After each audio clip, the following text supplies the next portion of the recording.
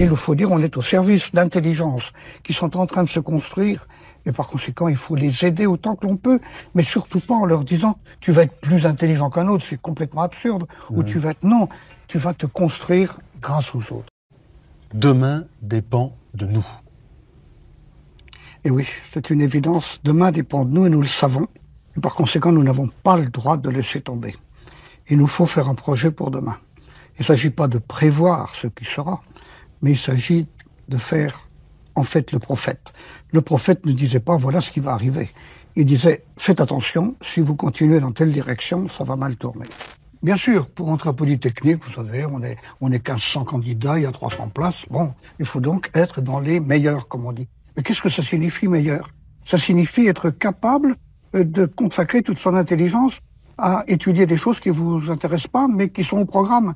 Et par conséquent, c'est faire vraiment acte de soumission, c'est faire preuve de conformisme. Et actuellement, le système des grandes écoles, le système de la compétition, ne fait que sélectionner les plus conformes. Or, on a besoin d'un monde, on entre dans un monde qui va se renouveler, et plus on est conformiste, plus on est dangereux. Par conséquent, on est en train de sélectionner les gens les plus dangereux, ceux qui ne seront pas capables d'imagination. Non, ce qu'il y a de meilleur en Albert Jacquard, s'il y a quelque chose de bon, ça m'est pas venu de là, ça m'est venu des regards que j'ai acceptés, non pas des compétitions que j'aurais gagnées, sûrement pas. Or là, on est en train de se fourvoyer complètement. Moi, je voyais ça quand j'étais prof en première année de médecine. Vous savez, en première année de médecine, j'avais devant moi 400 élèves et on savait qu'il n'y en avait que 100 ou 120 qui auraient le droit de passer en deuxième année.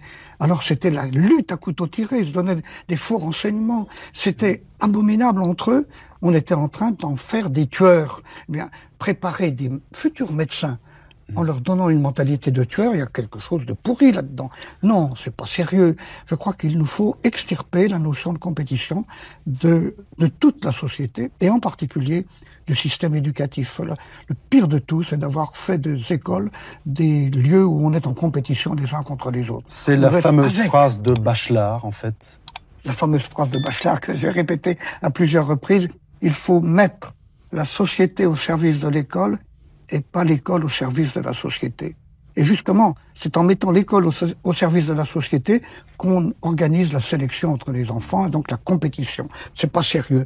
Franchement, cette vidéo pose une vraie question. Est-ce qu'on a fait de l'école un terrain de guerre?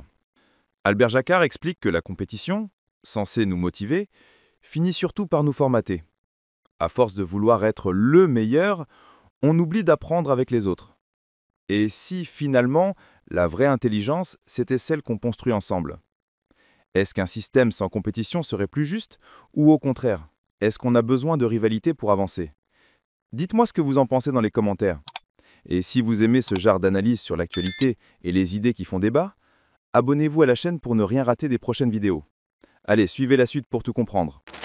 Or, actuellement, on a besoin d'un prophète ou de plusieurs prophètes qui nous disent ça. On est en train de courir le plus vite possible dans la pire des directions. La direction de la compétition, la direction de la destruction des uns par les autres. Et c'est une folie totale. Pourquoi est-ce que personne ne nous le dit? Moi, ce qui me semble, par exemple, monstrueux, c'est de penser que l'on a pris comme moteur de notre société occidentale la compétition. Il faut être meilleur que l'autre, il faut passer devant l'autre.